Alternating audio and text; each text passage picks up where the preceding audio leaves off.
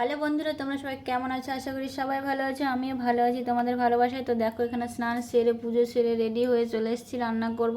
তো আজকে দুপুরে কি রান্না করব তোমাদের সাথে শেয়ার করব। তো দেখো, এখানে আমি পনির নিয়েছি, ছোট ছোট টুকরো করে কেটে নিয়েছি, আর নুন হলুদ নিয়ে নিয়েছি। এবার মাখিয়ে ভেজে নেবো এটাকে। তো একইভাবে ছোট ছোট টুকরো করে আলু কেটে নিয়েছি, তার উপরে নুন আর হলুদ দিয়ে দিয়েছি। এবার আলুটা ভেজে নেব। আর এখানে দেখো বাদাম আছে, মগজ আর হচ্ছে পোস্ত বাটা একসাথে বেটে নিয়েছি। আর এখানে দেখো টমেটো নিয়ে নিয়েছি, টুকরো টুকরো করে কেটে নিয়েছি। আর এখানে আমি নিয়েছি আদা আর হচ্ছে লঙ্কা বাটা। তো দেখতেই পেলে মশলাগুলো পুরোপুরি সব রেডি করে নিয়েছি। এবার আমি রান্না শুরু করে দেবো। তো এখানে দেখো, আমি কড়াইতে সাদা তেল দিয়ে পনিরগুলো ভাজতে শুরু করে দিয়েছি। আর এখানে আমার ভাজা কমপ্লিট, পুরো পনিরগুলো সব ভাজা কমপ্লিট হয়ে গেছে। একইভাবে আলুগুলো ভেজে নেব। জানোই আলুর মধ্যে আমি নুন আর হলুদ আগে থেকে দিয়ে রেখেছিলাম, আর নতুন করে দেব না। আর এখানে দেখো ভাজা হয়ে গেছে, এবার আমি তুলে নেব। ওই তেলে আমি ফোড়নে দিয়েছি তেজপাতা, শুকনো লঙ্কা, দারচিনি আর হচ্ছে এলাচ আর লবঙ্গ। এবার আমি এখানে দিয়ে দিচ্ছি টমেটো। আমি কিন্তু এক্সট্রা কোনো তেল ব্যবহার করিনি, ওই তেলেই করছি রান্না। তো এখানে দিয়ে দিলাম ওই মশলাটা, আদা আর লঙ্কা বাটা। এবার এটাকে ভালো করে একটু কষাবো। এটা হালকা কষানো হয়ে গেছে, এবার দিয়ে দেবো আমি জিরে গুঁড়ো আর ধনে গুঁড়ো।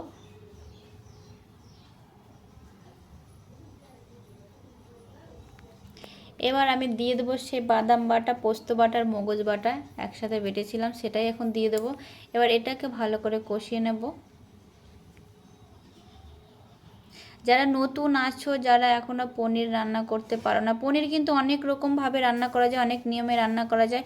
তো এখানে আমি কাশ্মীরি লঙ্কার গুঁড়ো, হলুদ গুঁড়ো আর নুন দিয়ে দিয়েছি স্বাদ মতন। পরে নুন লাগলে দেব, আর যদি না লাগে তাহলে দেব না।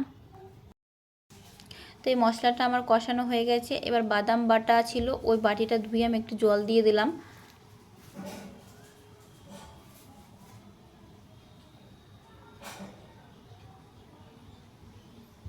এই মশলাটা এবার একটু ভালো করে কষাবো। একটু তেল ছেড়ে যাওয়ার পরে আমি কিন্তু ভেজে রাখা আলু আর মটরটা দিয়ে দেব।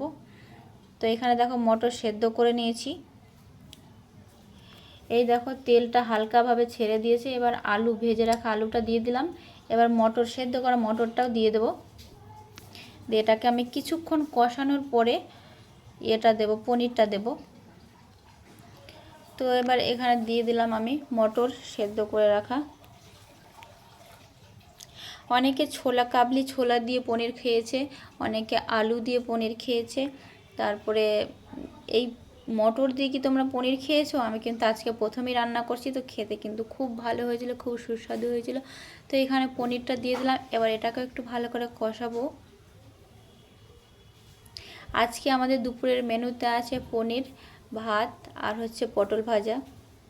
তো কষানো হয়ে গেছে, এবার আমি জল দিয়ে দেব। জলটা আমি একবারই দেব, বারবার দেব না।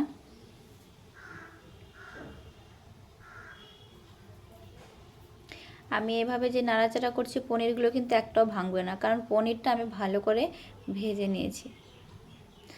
তো দেখো জল দিয়ে দিলাম। এই দেখো ফুটছে, কালারটা দেখেছো কত সুন্দর হয়েছে। আর খেতেও কিন্তু খুব সুন্দর হয়েছে, দারুণ হয়েছে। আমি এখানে ঘি দিয়ে দিচ্ছি। তো ঘিটা দেখানো হয়নি, তোমাদের সাথে শেয়ার করা হয়নি। তো তোমরা অবশ্যই ঘি দিও, না হলে ভালো লাগবে না খেতে। তো আজকের ভিডিও আমার কেমন লাগলো তোমরা কমেন্টে জানিও। আর একটা করে লাইক আর একটা শেয়ার অবশ্যই করো।